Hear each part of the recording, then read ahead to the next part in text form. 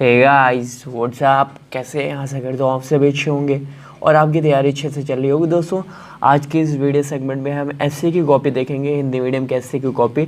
इस बार जो रिज़ल्ट आया था 2018 का, जिसमें कनिष्क वगैरह ने टॉप किया था, उसमें हिंदी मीडियम से शीतल कुमारी की कॉपी देखेंगे। 2018 बैच का जो रिज़ल्ट आया था, और इन्होंने हिंदी में यहाँ पे टेस्ट दिया था और सेंटर इनका राजेंद्र नगर था। देखिए, डॉक्टर राजेंद्र नगर में इन्होंने हिंदी मीडियम से थी। और इनके एसए की कॉपी देखेंगे फ्रेंड्स। इनकी शीतल कुमारी, चूँकि सबसे पहली यहाँ पे रैंक जो थी टॉप करने वाले इस बार रवि शहाके थे हिंदी मीडियम के। उसके बाद शीतल कुमारी ही थी शायद हिंदी मीडियम में टॉप करने वाली। तो आज शीतल की कुमारी की एसए कॉपी देखेंगे। देखते हैं हिंदी मीडियम के जो टॉपर्स हैं वो एसए कैसे लिखते हैं, ठीक है। और इस बार का जो पैटर्न है, अब जो पैटर्न चल रहा है यूपीएससी का, उसमें लोग कैसे लिखकर मार्क्स एसए में लिखकर मार्क्स गेन कर रहे हैं, ठीक है। जीएस की तो बहुत कॉपी देखी, लेकिन एसए की कॉपी हमने कम देखी है, तो एसए की कॉपी शीतल कुमारी की देखेंगे। देखिए, बाकायदा इन्होंने ध्येय आईएएस में इसे लिखा है, ध्येय आईएएस में लिखा है। चलिए, ज़्यादा हम टाइम ना लेकर शुरू करते हैं अपने सेगमेंट को। आप सभी जानते हैं 8 एस्से पूछे जाते हैं। 8 एस्से में से 2 एस्से करने होते हैं, मतलब सेक्शन ए में 4 एस्से होते हैं, सेक्शन बी में 4 एस्से होते हैं।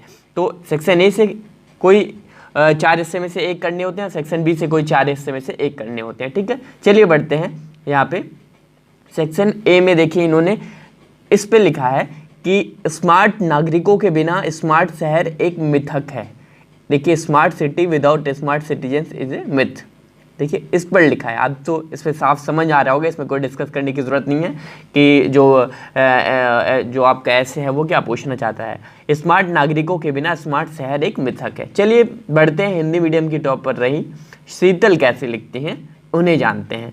देखिए फ्रेंड्स, शुरुआत इन्होंने, आपने सृष्टिजान देशमुख की कॉपी देखी, उन्होंने शुरुआत किससे, कोटेशन से की थी, लेकिन उन्होंने कोई शुरुआत नहीं की, कोई कोटेशन वगैरह की शुरुआत नहीं की, कोई कविता से शुरुआत नहीं की, कोई पोयम से शुरुआत नहीं की, डायरेक्ट इन्होंने शुरू कर दिया, ठीक है। चलिए, यही अंतर होता है टॉपर्स का, जो ऑल इंडिया रैंक 1, 2, 3, 4 पे बैठे हुए होते हैं, और 500, 300 जो टॉपर्स आते हैं, यही अंतर होता है हिंदी मीडियम और इंग्लिश मीडियम। थोड़ा आप एक बार कंपेयर करते रहें हिंदी मीडियम वाले टॉपर्स और इंग्लिश मीडियम वाले, ताकि आप इंग्लिश मीडियम वाले टॉपर्स से भी कुछ सीखें। चलिए बढ़ते हैं आगे, पहले प्रश्न की एसए की ओर।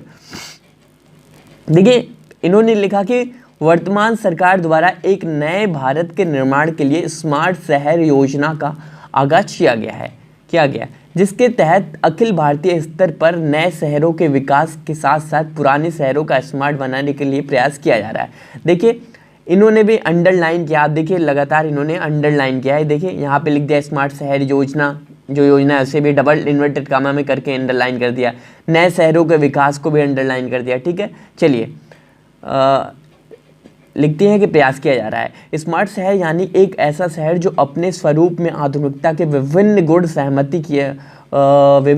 समाहित किया है। जैसे एक शहर जिसमें एक स्थान से दूसरे स्थान तक पहुंचने के लिए कम से कम समय लगे।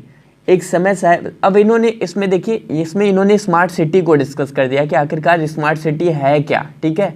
मतलब जैसे एक शहर से दूसरे शहर में आप जाना चाहते हैं तो कनेक्टिविटी स्ट्रांग हो जाए। जैसे शहर जो सड़कें हैं वो अच्छी हों, तभी तो भैया आप जल्दी से जल्दी जा सकोगे एक शहर से। नहीं तो भाई सड़कें नहीं रहेंगे, साधन नहीं रहेंगे, जो ट्रांसपोर्ट है वो नहीं रहेंगे, तो फिर बिना ट्रांसपोर्ट के, बिना सड़कों के एक स्मार्ट सिटी डेवलप नहीं हो सकती। तो उन्हीं चीज़ों का यहाँ पे इन्होंने डिस्कशन किया है, ठीक है।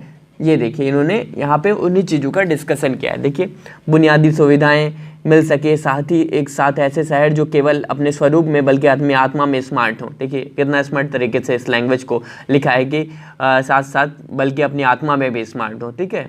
तो ये पैराग्राफ इन्होंने क्या कर दिया, देखिए बहुत अंडरलाइन किया है इन्होंने। जहाँ जहाँ देखिए बुनियादी सुविधाएं बार बार अंडरलाइन किया है, ठीक है। चलिए, अब बढ़ते हैं अगले पैरा की तरफ।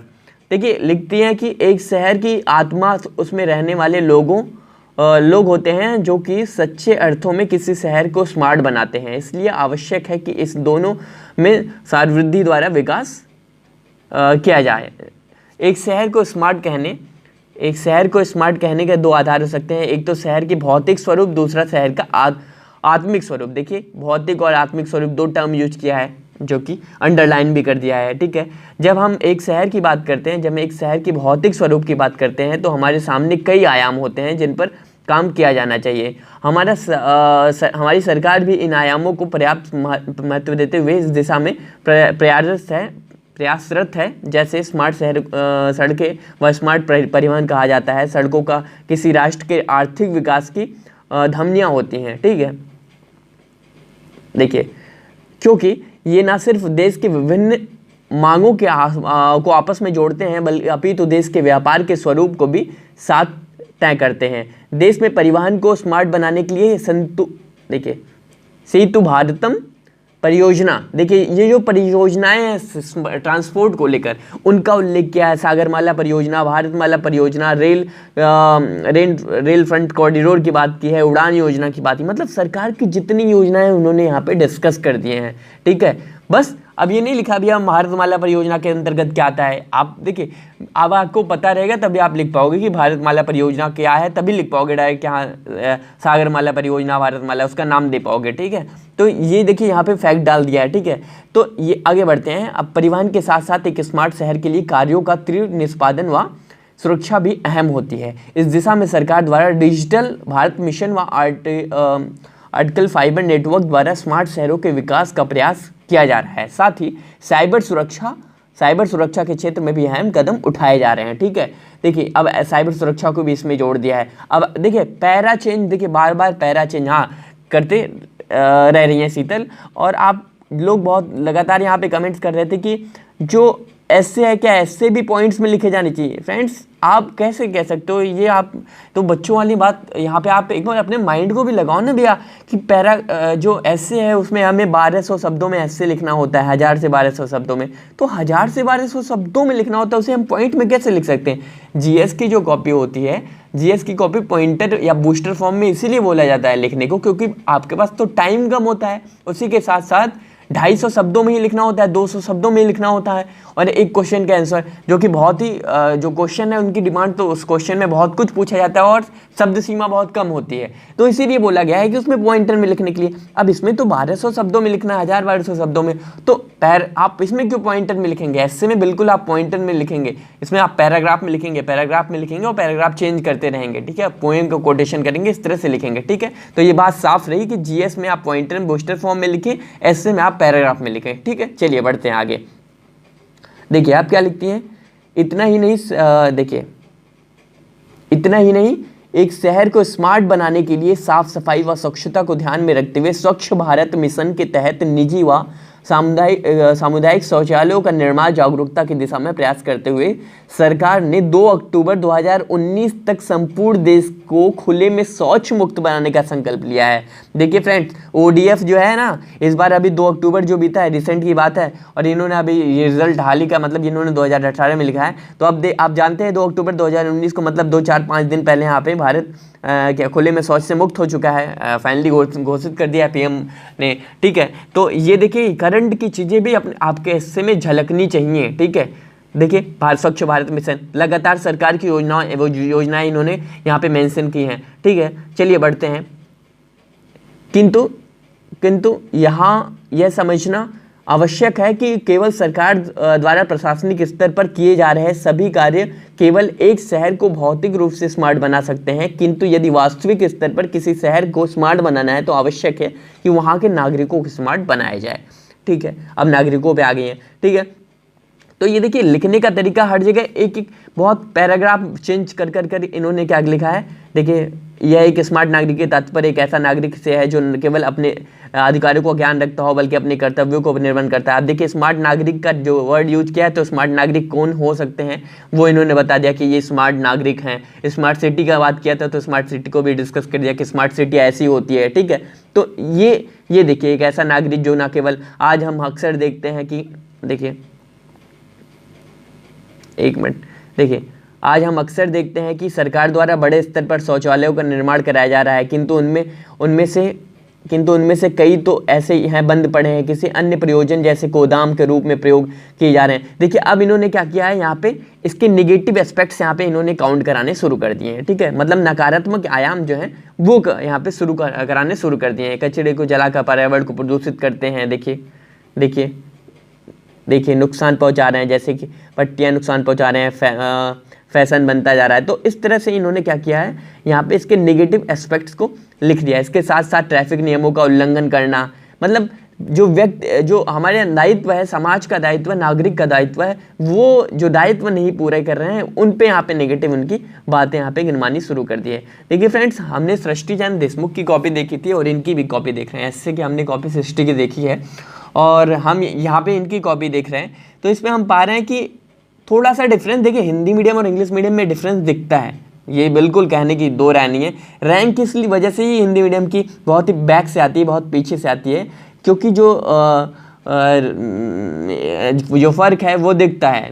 ठीक है, देखिए अब चलिए बढ़ते हैं थोड़ा हिंदी इंग्लिश मीडियम वाले कॉपी से भी आप यहाँ पे कुछ सीखने को आपको मिले तो आप सीख सकते हैं। ठीक है, चलिए, इसलिए आवश्यक है एक शहर को स्मार्ट बनाने के लिए वहाँ के नागरिकों को स्मार्ट बनाया जाए, इसलिए विभिन्न प्रयास किए जा सकते हैं, जैसे वहाँ की शिक्षा, गुणवत्ता, नैतिकता व समावेशन करने के प्रयास किए जाएँ, जैसे पारिवारिक स्तर पर स्कूल, कॉलेज। अब इन्होंने क्या बता दिया है कि स्मार्ट बनाने के लिए क्या क्या किया जाना चाहिए। देखिए अब यही आंसर अगर आप किस में लिखते हो, जीएस में लिखते हो, तो जीएस में यही क्या क्या किए जाने चाहिए, तो आप पॉइंट में लिखते हैं ये किए जाना चाहिए, ये किए जाने चाहिए। ठीक है, लेकिन अब यहाँ पैराग्राफ में इसलिए लिखना है क्योंकि हमें अधिक लिखना है। ठीक है, ऐसे में अधिक लिखना होता है। ठीक है, देखिए अब पैराग्राफ में इन्होंने लिख दिया कि ये किया जाना चाहिए।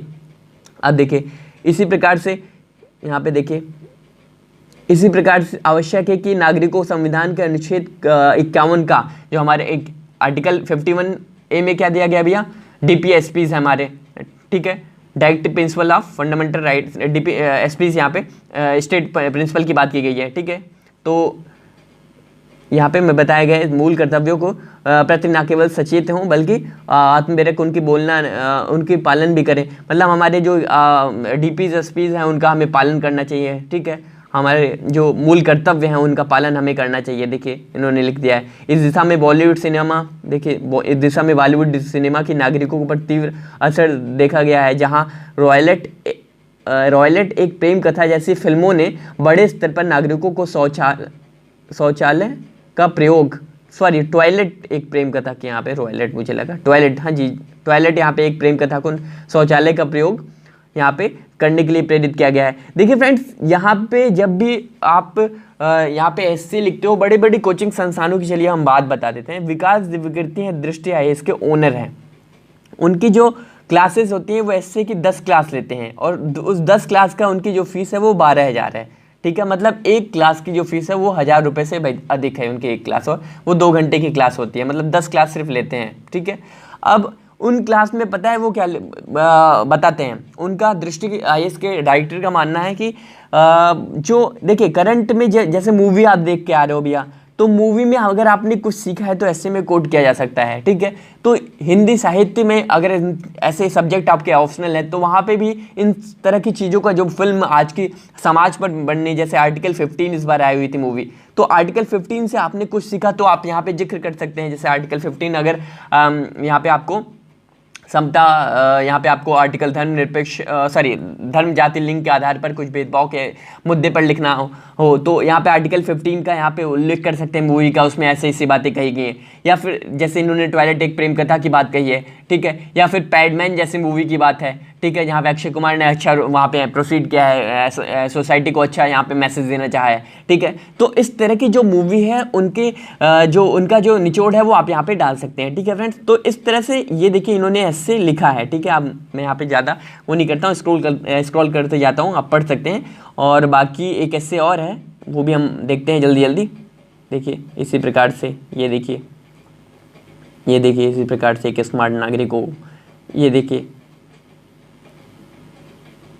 फ्रेंड्स, ये देखिए यहाँ पे स्विट्जरलैंड के ट्रैफिक की भी बात कर दी है। जो ट्रैफिक देखिए स्विट्जरलैंड की ट्रैफिक वाइज की स्मार्टनेस को, मतलब हम फॉरेन से क्या सीख सकते हैं। ठीक है, ये देखिए मलेशिया की भी बात की है, मतलब एक ऐसे हर आयाम को कवर इन्होंने किया है। देखिए अंडरलाइन करते हुए ये ऐसे इन्होंने ख़त्म कर दिया है। देखिए दरअसल यह कथन सत्य है कि किसी स्थान को स्वर्ण या नरक बनाने वाले वहाँ के नागरिक होते हैं, इसलिए जिस प्रकार इस देश में आर्थिक विकास के लिए स्मार्ट आवश्यक है, उसी प्रकार के समग्र स्मार्ट नागरिक आवश्यक है। ठीक है फ्रेंड्स, इन्होंने क्या कर दिया, इनका देखिए, मुझे लगता है यहाँ पे अगर इन्हें जो इस हिस्से में मार्क्स मिले होंगे वो थोड़ा कम मिले होंगे, क्योंकि इन्होंने सबसे पहले ना ही कोई कोटेशन यूज़ किया है, कोटेशन पोएम कुछ नहीं यूज किया है, ठीक है, अंडरलाइन तो किया ही है, और मुझे लगता है कुछ आयाम भी कम रह गए हैं, मतलब सारे आयाम कवर नहीं हो पाए हैं इस स्मार्ट सिटी वाले ऐसे में, ठीक है। चलिए बढ़ते हैं अगले इनके आंसर की सॉरी एस्से की ओर, जो दूसरा एस्से लिखना होता है।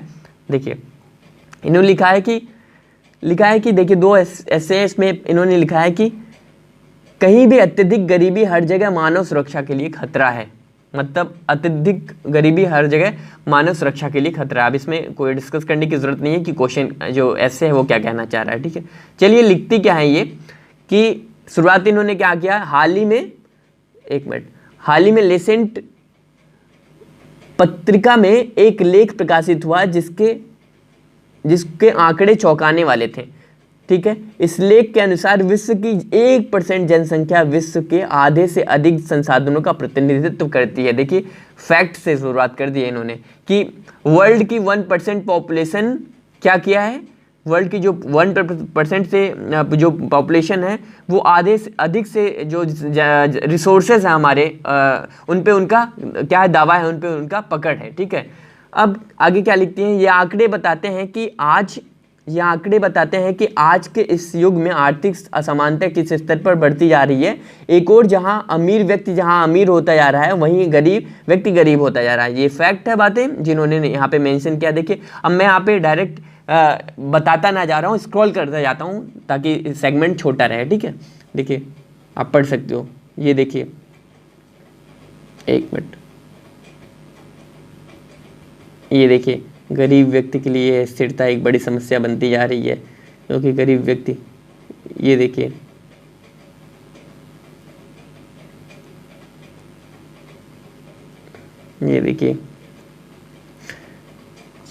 चलिए फ्रेंड्स इस सेगमेंट को हम यहाँ पे देखिए, आपने तो देख लिया कि ये लगातार पैराग्राफ में हिंदी मीडियम के टॉपर रही हैं और पैराग्राफ लंबा पैराग्राफ यूज कर रही हैं, और पोयम नहीं था इनकी, कोई पोयम कोटेशन नहीं यूज़ किया इन्होंने। इस कॉपी को हम अभी 1 घंटे में अपने टेलीग्राम चैनल पर डाल देंगे, क्योंकि हमने पूरा इस कॉपी को डिस्कस नहीं किया है, इसलिए इसकी कॉपी के PDF को हमें डालना आवश्यक है।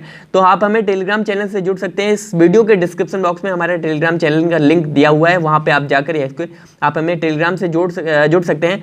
फ्रेंड्स यहाँ पे कुल मिला के कहने का मेरा यही मतलब है कि आप सबसे पहले एक बार टॉपर्स की कॉपी, इंग्लिश मीडियम और हिंदी मीडियम के लगातार मैं बोलता हूँ टॉपर्स की कॉपी को कंपेयर करें, इंग्लिश मीडियम वाले टॉपर्स से भी सीखने की कोशिश करें। आशा करता हूँ ये सेगमेंट आपको अच्छा लगा होगा।